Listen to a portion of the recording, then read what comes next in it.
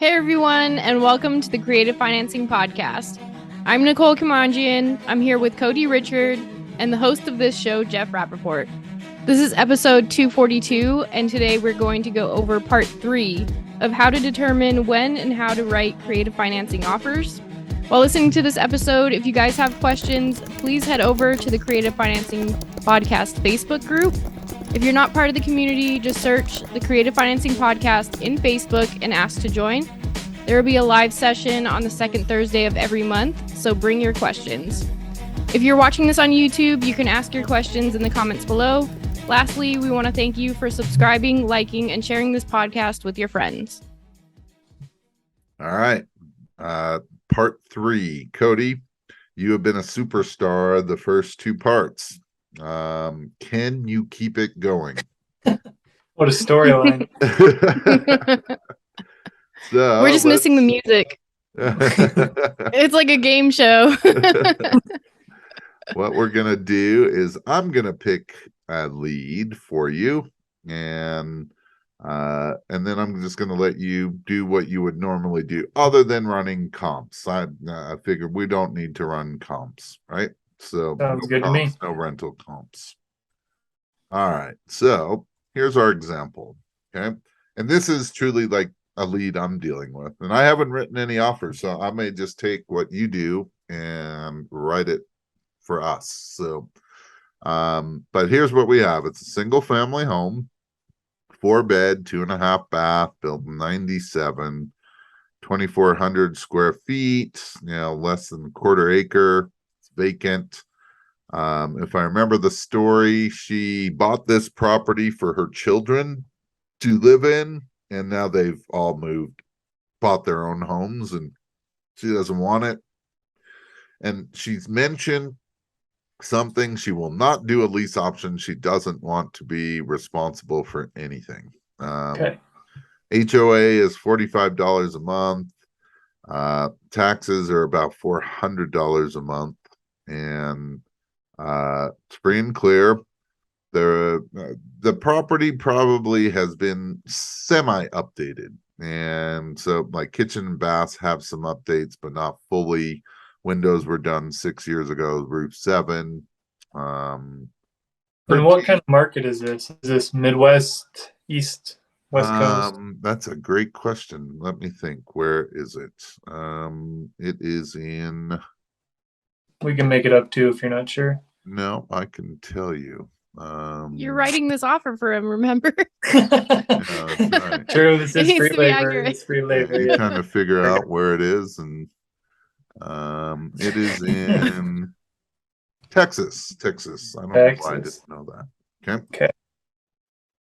All right. So this is the part I did for you, and so the ARV is, and best guess, right? Because Texas, I do not have the MLS in Texas. Zillow won't work in Texas. Batch and/or Privy. This is what I came up with, but the properties, seriously, were selling 3-4 months ago for around $400,000.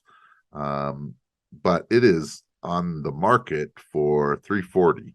So, rent comps, this is why I like Texas. You get a lot better rent for the purchase price, right? So, probably could get $2,400 for this property, and maybe as high as $25,000, right? All right. All right, so now you do your thing. What do you go? What do you start with? Yeah, so you've got the comps part done for me. I filled in a few numbers here, and I'll go through my perspective just from what you had said. So I estimated $20,000 in repairs based on what you said. Good condition, just minor things. It may be even less. It but might. You may Yep. need anything when you Yep. move in, but I like to at least put it in there. I stayed a little conservative on the ARV and put 330, and I used my multiplier as 0.75. I'm sure big cities in Texas have a little bit higher. This didn't sound like a big city in Texas, so It's went- like it's just outside of a big city. okay. I feel okay there Yeah. still. Maybe Yeah. 0.78, but that feels Yeah. all right. Yeah. And just as a rule of thumb for me, the more rural it is, Midwest, are It's usually not a lower rural, yeah. multiplier. Yeah, it's not rural. Okay. Okay. And then, so I already pretty much have my cash offer. If I'm wanting to make 200,000 as a wholesale fee, that's about my cash offer right there, or 20,000. I think I Yeah, said 200. which isn't going to happen, right? They're asking 340. So, Yep.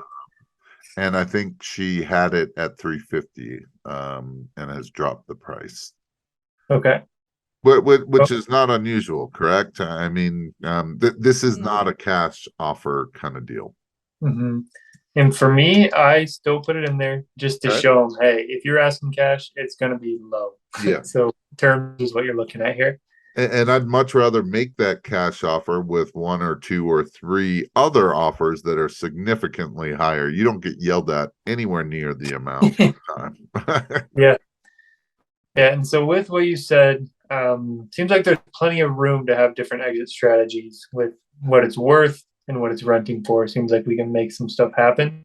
Yeah. And it's free and clear. So we don't have to navigate a payment, right? So Yeah. So you mentioned she was asking 340. Yep. So off the top of my head, I imagine I'll do one offer that's at 340. That's really favorable for me. First thing I'm thinking. So with it not needing that much repairs or that many repairs, I feel comfortable doing it like this. Somebody can move in, pay a little bit above what we're asking or what she's asking, and be all set. Is there any other information on a down payment that she needs, a term, anything like that, or just No. go? Okay. No. So, like I mentioned in another episode, I like to go close to 5%. I'm going to go even a little bit lower. Yep. Since we're paying her asking price. Yep. I'm going to make the terms pretty favorable for us on this one. So I'm going to run my numbers. 330 is a present value. We'll start with 3% interest, which is where I like to start. Monthly payment with that would be $13.91. And this is free and clear, so there's nothing I need to make sure I'm paying. For where she's at right now, she's making almost $1,400 more a month if she chooses this option. So that's right. It's a pretty good income. Yep. Taxes, you said were $400 per month. Thank you, Texas. That's pretty steep. Yep. And I did 3% interest, amortized over 30 years. And the reason I leave it blank to start because sometimes I do simple interest. I'll type that in. Okay, so on this one, if we're paying what she's asking for the property, I will want to go pretty long here. I'm not sure what her appetite is. Me either. Since this is the highest offer, I'm also going to make it the longest duration. Let's go with 20. Okay. Because why not? I mean, maybe she comes back and says she can't do it. And I'd be comfortable with 10. 5 years, probably 10 years with this kind of term. So Yep. We'll go 240 months, which is 20 years. Then we'll go back to the calculator, plug 240 into our period, try our future value. So at the end of 20 years, we'll owe her about $144,000 as the balloon. So fill out the rest of my sheet here. Okay, and then at the end, we're going to calculate the net because she doesn't owe anything on this. This is right. net. Yep. What she's going to be making over 20 years just for selling this property at her asking price to us. So $1391.29, which is the payment, times 240, which is the term, plus 10,000, plus 144,085, which is the balloon. This is you calculating what she's going to net, right? Yeah, that seems low, but I want to try that again. 1391 times 240 plus That's the 10,000. case with a low interest. Yeah, so over the 20 years, she'll make $487,995. Yeah. So almost $500,000 over the 20 years. She's making an extra 140, 150. Mm-hmm. That's a pretty good income. No, not bad. So if she doesn't have any need for that cash, Yeah. right? Pretty safe investment on this, and that's really what it is it's basically like she's investing this money. Yeah, and I know I zoomed through this a little bit. This would be one you could probably either stay in the middle and sell to an owner occupant, You which I love to absolutely do. could stay in the middle at that monthly payment. Actually make a bunch. Yeah, and we'll run the numbers real quick to see what the cash on cash would be if we were to sell it to like a landlord. Okay. So monthly income, I estimated 2,300. So you said 22 to 24. Just pick the middle. Yep. Insurance, I don't know how it runs in Texas. If it's much different, I'll estimate 150 for insurance. Yeah. This is in good condition, so I'll say about 200 a month. So under 10% of what that monthly income is. Mm-hmm. And then the mortgage was 1391.29. So it's kind of tight with how high those taxes are, because we only make 113 a month thanks to that taxes and HOA, which take about $450 between them. So Yeah, this those one may, taxes really kind of hurt. The good thing is it probably doesn't need $200. Well, $200 a month in repairs and maintenance. So yeah, that's probably pretty close. yeah. So this one may not work as a Yeah. with a landlord quite as well. So the You next would one, have to get the higher rents, right? The 24, 25, at least minimum 24. You'd probably need to really get 25. yeah, and But especially since you could certainly so you could I could lower this interest rate to 2.5 for 2.75, drop that payment quite a bit. I think that would make up the difference of what we need. Might as well, because this is the one that's going to be really favorable for us. okay. Would it make a difference if you increase the down payment a little bit? So that It would. I like to have a pretty low down payment. For me, in my business, I like to make a good chunk up front. That's more important to me than But like if you're gonna, so this one's not the landlord one, right? This is the one staying in the middle, right? yeah, you could have the The option. landlord one, you can absolutely offer her more money as far as a down payment because you can certainly get more than 10% down. Yeah, so let's leave this one as is. I think it's Yeah. a good offer. I think it makes sense. We can come back to it and change it if we want to make it more different. Yeah, But- I don't know that you really need to change because that will net you. You'll do well selling to an owner occupant and staying in the middle on that one. Yeah, because and do you want to talk about the exit strategy at all? I can do the brief. Yeah, go ahead. Okay. I just think that one is a slam dunk if she was to take those. Yeah, so purchase price. This one I don't see being a home run on the front end. I would imagine I can make 15K because it doesn't need repairs. It's in good condition. Sure. Doesn't need anything. So I'd probably start there. So I'd be asking 355, down payment of 25, and then monthly payment would be, let me calculate that real quick. So my guess is that you're only asking 25,000 down payment because it matches where you are principal balance wise. Is that right? Yeah, good point. So I just move them up the same because I want the principal to So stay the I same. would tell you I'd rather get even a bigger down, and even if I had to apply it toward the seller's balance. Gotcha. So you'd be wanting closer to like 35 down. Yeah, I would, but this is your deal. You do it the way you want. So what I would do is I'll keep it at 25, just because this is usually how I would do it. And then my monthly payment, we can even move that interest up. So I tried it at 7% interest. It was about 2,200 a month, principal and interest. I'll move it up to 8%. That puts us at about 24. I feel good at 24.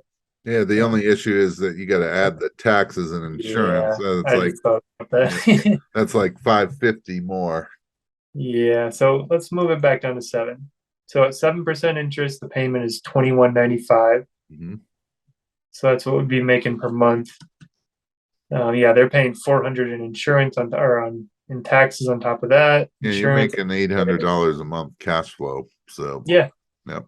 So with this exit, about 15,000 up front, the way I structured it, 800 a month for 20 years. Maybe not that long, but depends when the balloon is. And then I'll make some on the back end. Yeah, and you even though you're exactly even with the principal balances, one's at 7%, you're at 3%, yours is going to pay down much faster.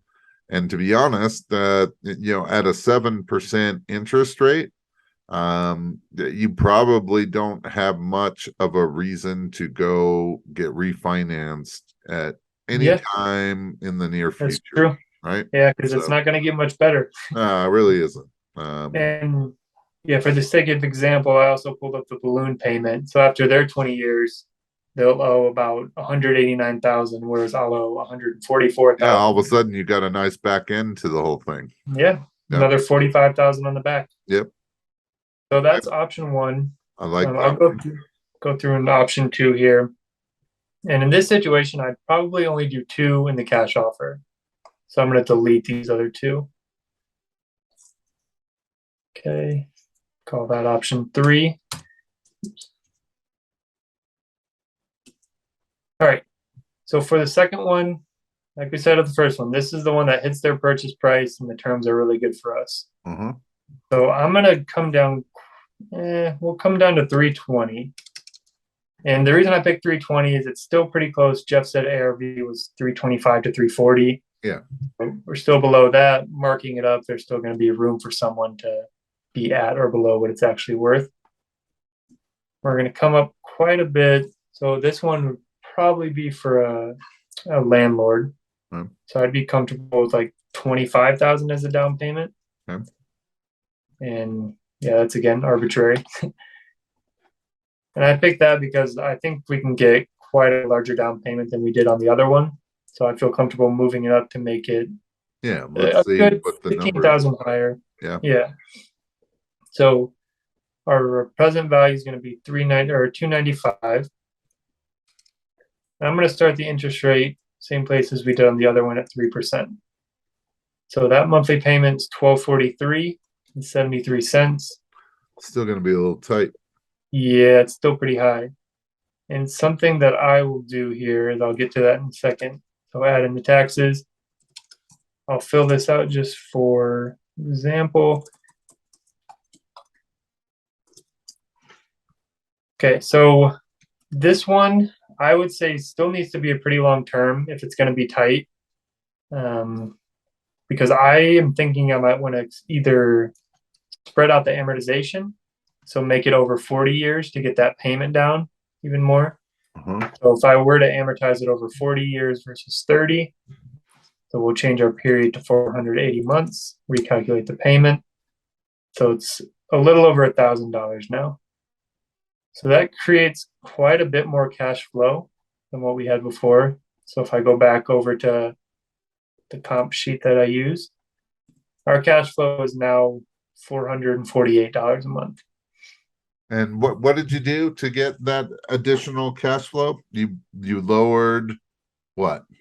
I stretched out the amortization period. Amortized over 40 years. Okay. Yeah, instead of 30. So Okay. amortizing it over 40 years, it obviously pays down slower. That's Yep. why I want to make sure we still have a pretty long term. So maybe I would even still do 180 months. Where's your balloon? What was your balloon at? So the balloon at 180 months will be about 220,000. Okay.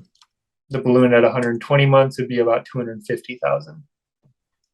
And if it's worth 325, you got to expect in 10 years it's going to be worth more money. Yeah. So, okay, that works. We could do 10 years. Yep.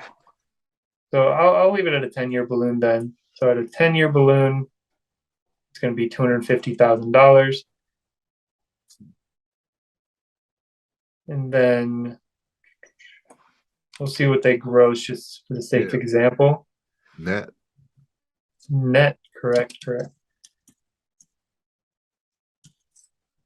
Okay, let me calculate that here. So $1,056, which is the monthly payment, times the number of months, which is 120, plus the down payment, 25,000, plus the balloon of 250, gives us a little over 400,000 that they would make over 10 years.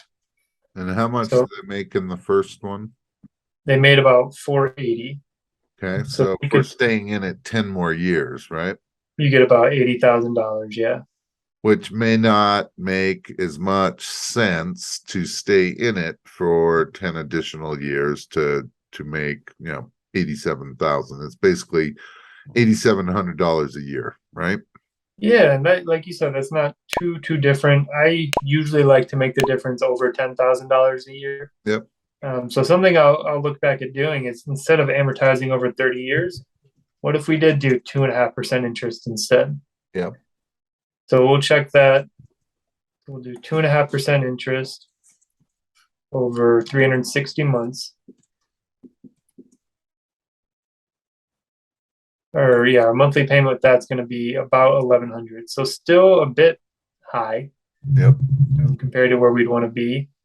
What if I did 2.5% interest and amortized over 35 years? Yep. Oops. That would be about where our payment was. Yep.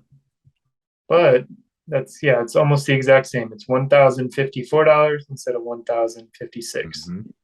But they're not going to make nearly as much on interest over that time. Yep. So let's calculate our balloon over 120 months. It's about 235 this time. So they lost 15,000 just off the balloon. So let's calculate 1,054 times 120 plus our down payment of 25,000 plus 235 as the balloon payment. So this one is about 386 is what they would make if we lowered the interest instead of lengthening the amortization period. Yep. So that's about a little over 100,000 in difference over that 10 years. So Yep. that's a little more significant, meets the eye a little bit better. Yep. This one's down at 380, where this is 480. So I feel good there, but we still didn't confirm that this works really well for a landlord. So now we know. Yeah, let's look at that. Where would that put them? Yeah, so we know it works for the buyer. So we take our payment over. And so with just the numbers that we have, the rent and everything, it'd make about $450 a month. I didn't update the down payment quite yet.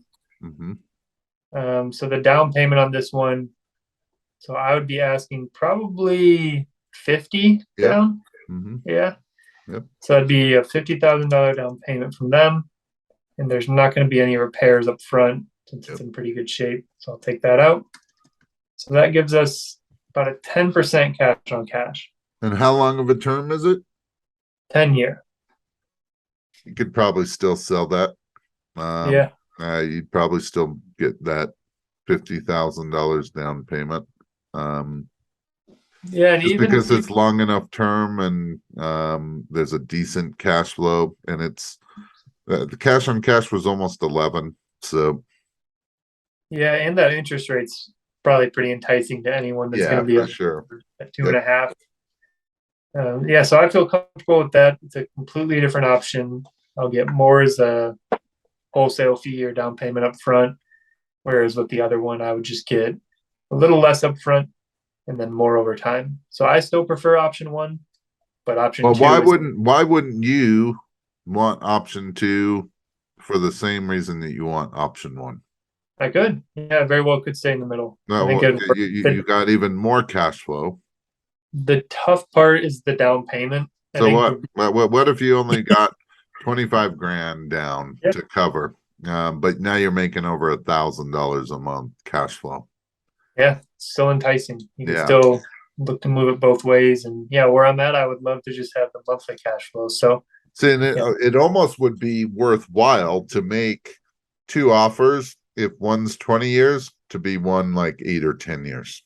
Because 20 years may be too long for some people. Now if they can, do it, and it still makes sense for 8 to 10 years. You would do it for 8 to 10, wouldn't you? Yeah, that would be great. Yeah. Well, let me ask you, do you want to see a couple quick little tweaks that you could make here? So what if we did this? So even at the 320 might not be enough to get this deal purchase price wise, right? Yeah. They're already at 350. They put it down to 340. 320 might be a stretch, even though, they'll make it over time. So what if we did this? What if we still offered, let's say 335? Here. on that second option, right? And this could work for either option or both. But let's say we just up the price 335, and let's, yeah, but one of the concerns you had was that down payment, right? So Yeah. let's make it 20, Okay.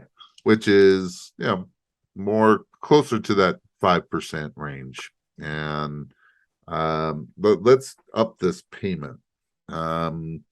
So we're already comfortable at, let's say,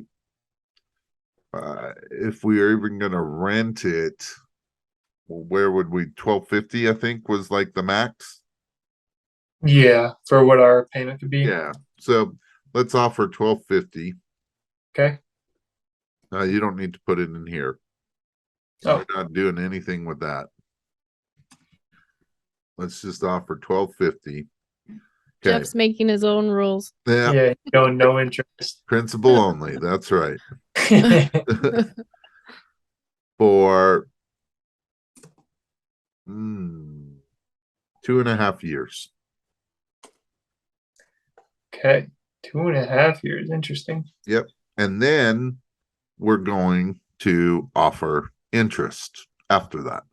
So we'll have a blended rate, right? So, but we cut down that balance.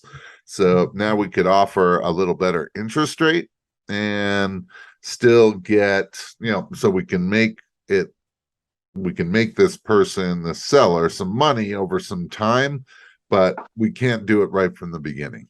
And, could we offer her 350,000?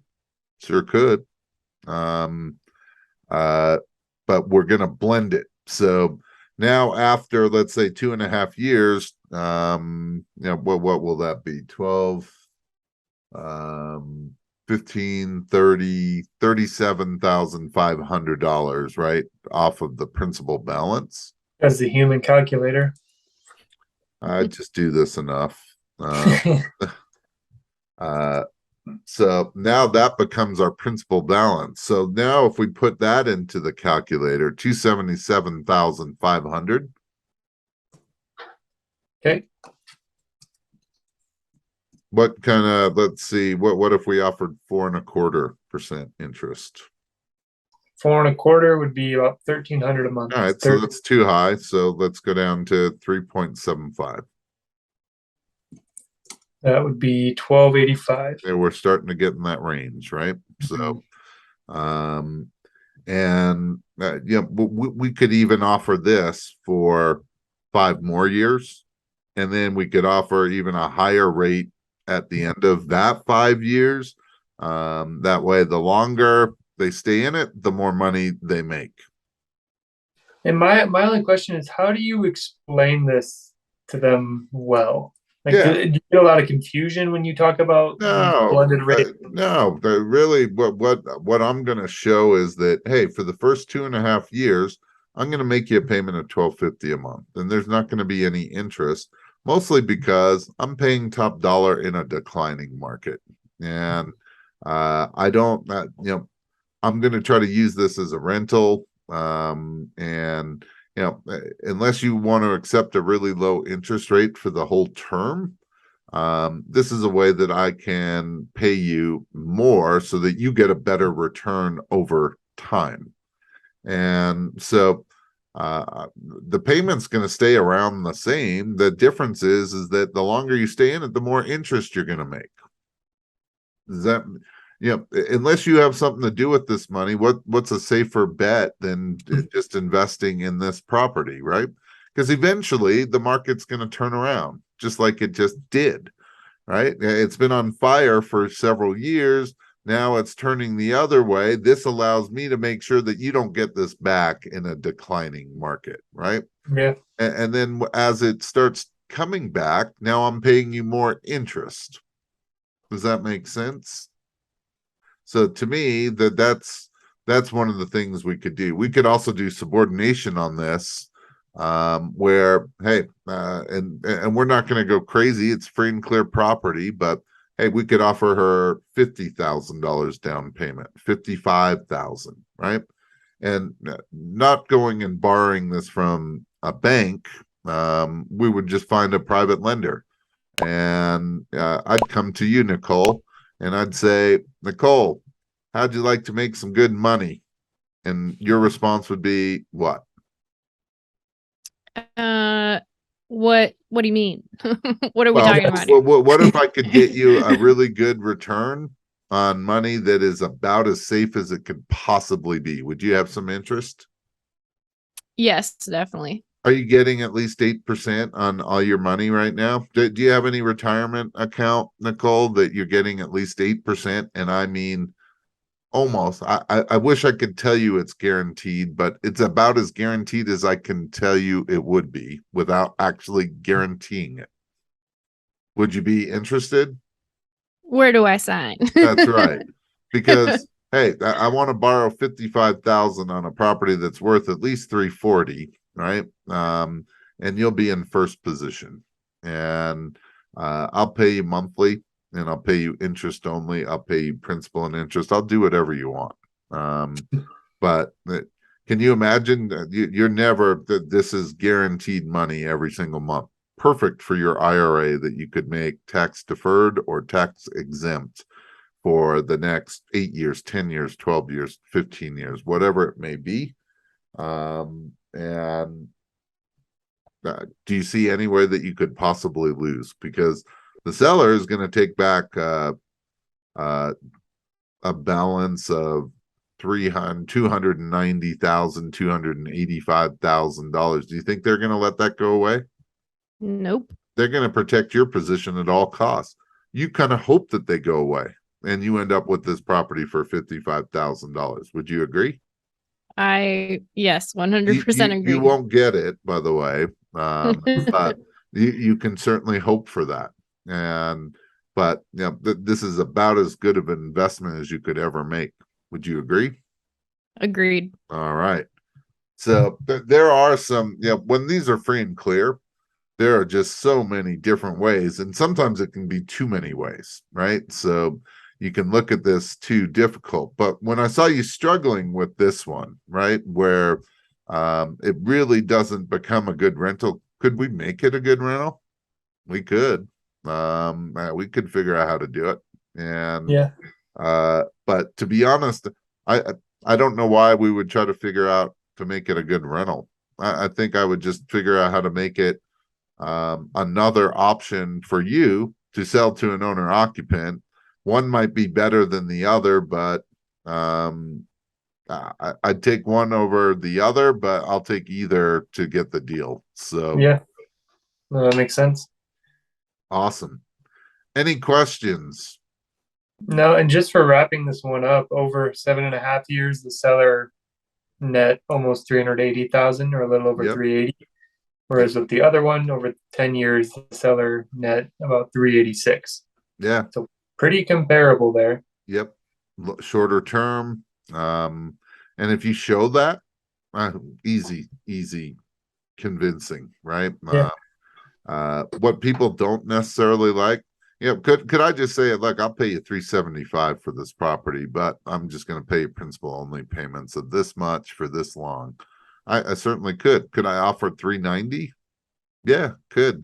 The problem when you do that is that, one, now we don't want to go sell it to an owner occupant right away because we're afraid that owner occupant's going to cash us out too soon, and we're going to be upside down. And we could rent it, and that would be just fine as long as we have a long enough term. I'm not really interested in just renting single family homes per se. So I don't mind overpaying, but I don't want to go crazy because then now I just got to stay in it long term. And that's not really my preferred business model, right? Mhm. So if that's yours, but you certainly could go do that. Yeah, hey, I'll give you 400,000 and I'll pay you $1,100 a month for the next 10 years, and then I'll pay you off. Easy, right? I'll pay you 20 grand down, 25,000 down, whatever. Right? But I don't particularly like that business model for me. So I don't want to get too crazy with the purchase price. Otherwise, I'm stuck with it unless I can work out some more advanced techniques like substitution of collateral or something to that effect. But Nicole, I want to ask you before we wrap this up. Was this helpful? Yeah. Hearing like the logic of like the walkthrough of the numbers and like why you're choosing to do like the down payment at 20,000 or 25,000 is super helpful, and it clears up like when I'm putting offers together, I tend to overthink. So just hearing the logic from you and Cody is definitely helpful. Yeah, we're already predicting who we're going to potentially sell this property to and how much money are they going to give us, right? And I know people that are putting together deals where they're saying, hey, I'm going to sell to an owner occupant, but I want 20% down.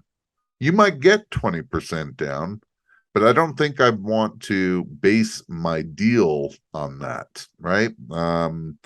I'd rather base it on 10%. And if I got 20, that's a bonus. If I'm selling to a landlord, landlords are accustomed to putting 20 to 25% down. If they put down 15 or 17% and they're getting a good deal, they would do that all day long. They'll put down 20% all day long and to get a good deal. The rest of the terms, if they're going to the bank right now, they're paying what? At least 7%, 7.5% non-owner occupied loan. If you're more at 4, 3.25, 3.75, 4.5, and it cash flows, done deal, right? But Yeah. if I'm now thinking I'm going to get 30% from the landlord, it's like, well, now they're going to start thinking, well, now the terms better be really awesome because if my cash on cash return's not good, I can't get that money out of this deal. I got to stay in that. My money's got to stay in it. Am I going to get a good enough return to either borrow that money and take less cash flow or leave my money in it based on a return of investment? Make sense? Or am I too complicated? No, No, makes sense. And one final thing I'll say is like we talked to this option 1 exit strategy for it. So if I go to sell this to an owner occupant, I'm not looking for this right away. I'm going to ask for 370. Yeah. 40,000 down because somebody may be open to doing that. Yeah. Well, and if not, we come down. If we're doing it, we're asking. We have the price set. That's it. Everything else is up for debate, right? Yeah. So, what? And the first question is, how much do you have to put down toward your next property? And if it's not where we want it to be, how much more can you come up with? And what kind of monthly payment can you afford? I want to know what the most is, not what, if we're wholesaling this and we're just going to assign it, then we can put all that info in. Now we're only focused on the down, but if we want to stay in the middle, hey, I've had people offer me trades, cars, all kinds of stuff as down payment, some cash, some something else, and I've done some of those trades. What I wouldn't do is like installments, not without some additional collateral. So, which I've also done, and I've learned my lesson. So. All right. So hopefully you guys are finding this to be really helpful. Really impressed, Cody. I think that you have and how quickly it's coming to you too is impressive. I remember you used to ask me, how do I do it so quickly? And now so just take some practice. For sure. So we may do another example and let Cody do it. I think next episode I'll go through what I do, which is similar to what Cody does, but I'm going to break it down a little more. And And then maybe I'll let Cody pick a deal for me to structure, and I'll do more than one offer if I can. And then Nicole, we're going to see how much you've learned after all this. So, Okay. Sounds good. I better know something by the end of all of these. It's all learning, right? It's all in. Yeah. It's not. I'm not trying to put you on the spot. I'm trying to help you because I think that you represent a lot of our listeners. So if we can help you, if Cody and I can help you, we're probably helping a lot of people. So I would agree. all right. Well, thank you all. Hopefully you enjoyed this. Go out and create some.